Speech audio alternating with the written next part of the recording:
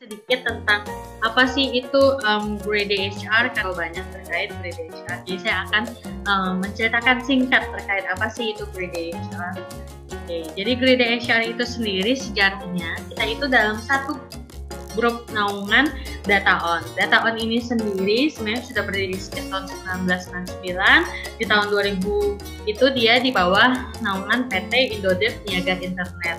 Nah, di tahun 2017 produknya yang biasanya dikenal dengan nama Sunfish HR dikeluarkanlah produk dalam bentuk mobile apps namanya Sunfish Go. Nah, ini adalah mobile apps pertama yang memiliki HR solution yang lebih komprehensif. Nah, di tahun 2018 kita rebranding namanya menjadi Grade HR. Nah, Grade HR sendiri sudah menerima penghargaan sebagai first mobile apps dengan feature benefit. Nah, Grade HR itu sebenarnya sudah terpercaya oleh banyak klien, dan juga di sini kita memiliki standar yang tinggi, kita mudah digunakan dan tentunya sangat save time and money, karena di sini kita sudah integrated baik itu sistem HR-nya maupun payroll dan yang lainnya.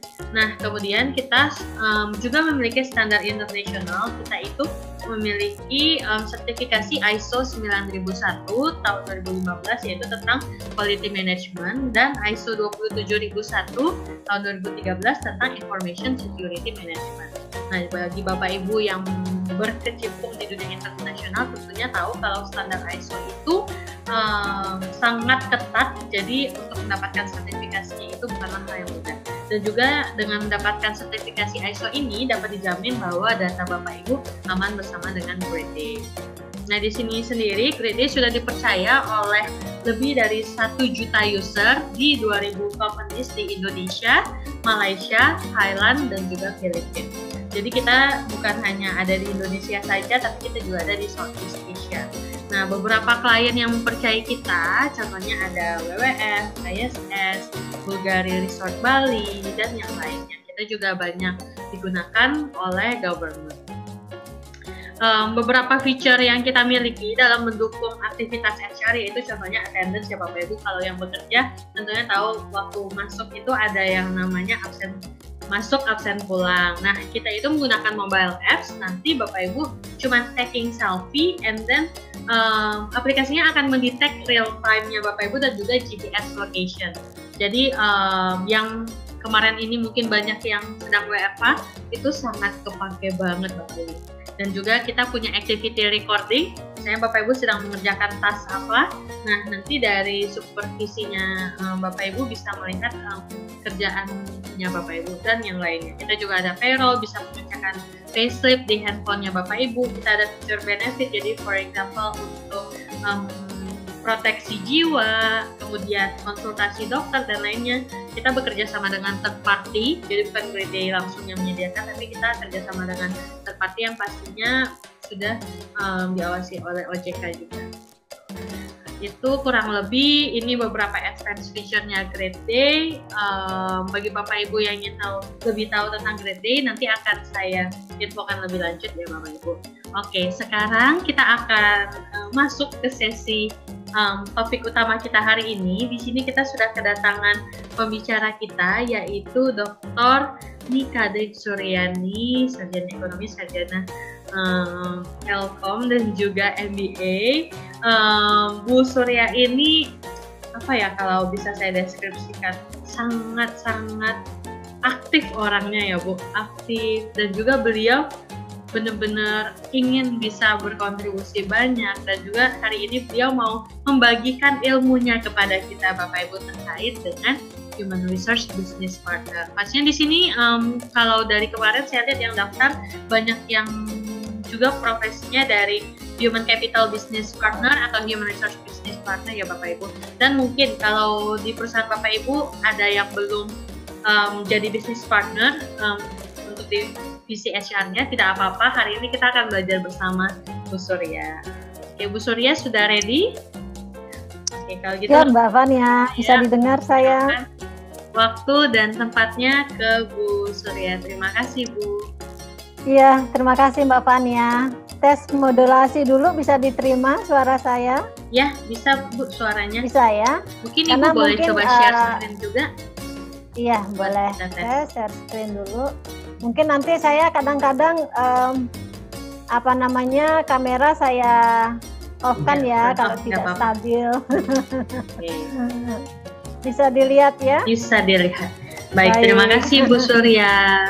Mbak Fania, terima kasih. Saya bisa mulai ya. Saya say hello dulu dengan 41 partisipan. Senang sekali saya ada di sini.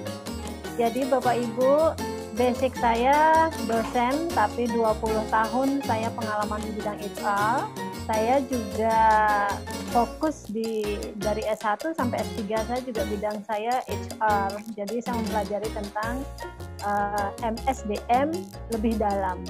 Jadi di sini kita sama-sama untuk sharing, di mana saya yakin Bapak Ibu sudah lebih berpengalaman di dunia praktisi ya. Jadi kita akan mulai Bapak Ibu. Saya akan membawakan tentang peran HRBP.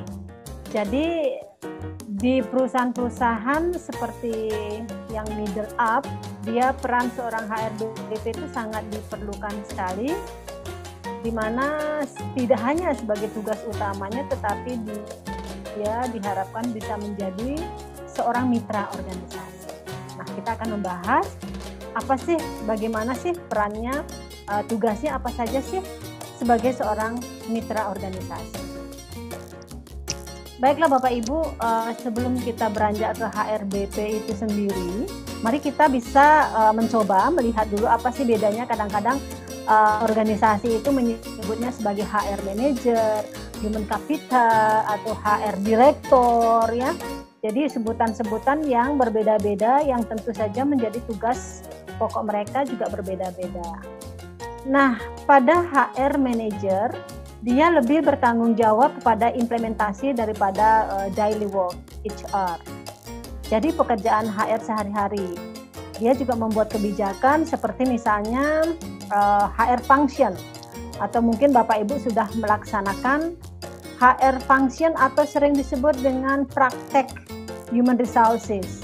Di dalam teori disebut dengan HR practice or HR function yang kita lakukan setiap hari di bidang atau divisi HR. Jadi fokusnya itu pengembangan karyawan, produktivitas, dan kegiatan-kegiatan lain yang terkait dengan function daripada divisi HR. Nah, apa saja dilakukan oleh HR Director? HR Director ini biasanya sebutan untuk mengepalai beberapa HR Manager dan HR Director. Jadi HRBP ini lebih kepada close ya, bekerjanya lebih dekat dengan manajer top atau GM, atau mungkin perusahaan middle bisa disebut dengan owner kalau dia ownernya yang operasional. Between antara manajer lini dan juga GM, jadi mereka menyelaraskan. Dia tugasnya apa sih tujuan organisasi? Nah, dia akan mengimplementasikan ya. Jadi pengembangan orang-orang yang ada dengan melalui lini. Jadi manajer mereka sendiri. Dia close working dengan divisi atau line manager. Nah, di sini perannya sangat sedikit, lebih luas, lebih kompleks daripada seorang HR manager karena dia harus berada sebagai jembatan, ya, Bapak Ibu, menjembatan antara si top manajemen dengan si unit-unit yang ada atau divisi atau line manager yang ada. Bapak Ibu, HRBP harus sudah fokus pada tantangan dan strategi pengelolaan karyawan itu, atau sebagai penyambung ataupun sebagai implementasi melalui line manager. Jadi intinya kesuksesan kerja seorang HRBP ya ada di skup ini. Jadi fokus-fokus yang ada di rincian ini itu adalah apabila sudah bisa dilaksanakan, artinya sukses kerja HRBP itu dapat dicapai sebagai HRBP yang retention employee itu semakin panjang seperti itu. Baiklah Bapak Ibu, bagaimana sih menjadi mitra? Nah, ini kita akan bicara sebagai mitra daripada organisasi HRBP. Di sini HRBP harus betul-betul bisa mengidentifikasi keterkaitan strategik perusahaan dan fungsi-fungsi yang harus dilakukan oleh HR divisi. Itu harus relevan dan signifikan terhadap target pencapaian perusahaan. HRBP ini akan membuat rencana bulanan, rencana 6 bulan, dan rencana tahunan. Di mana rencana tahunan ini sudah mengikuti daripada strategic goal daripada organisasi. Yang terakhir, mengoptimalkan potensi SDM untuk bekerja maksimal melalui line manager mereka, Human Resources Management Practice. Artinya, bagaimana HRM practice tersebut dilakukan. Jadi, HRM practice itu adalah fungsi-fungsi yang tadi kita pelajari ya Pak Ibu ya. Semakin efektif ini, pelaksanaannya ini sangat mempengaruhi daripada kepuasan kerja karyawan. Bapak Ibu percaya atau tidak percaya sangat berpengaruh. Kalau gajinya Bapak Ibu perhatikan, dia akan merasa puas.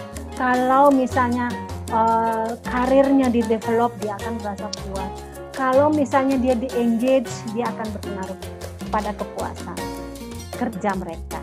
Nah, apabila karyawan yang bekerja puas, dia akan bekerja maksimal sekali. Bekerja maksimal maksudnya apa? Produktivitasnya tinggi. Misalnya hotel, dia akan melayani customer dengan maksimal. Dia akan semangat kerja karena dia sudah melihat misalnya rasa puasnya sebagai bagian daripada organisasi, dia puas sehingga melayani customer dia merasa maksimal, sehingga customer apa yang didapatkan? Customer juga merasa puas.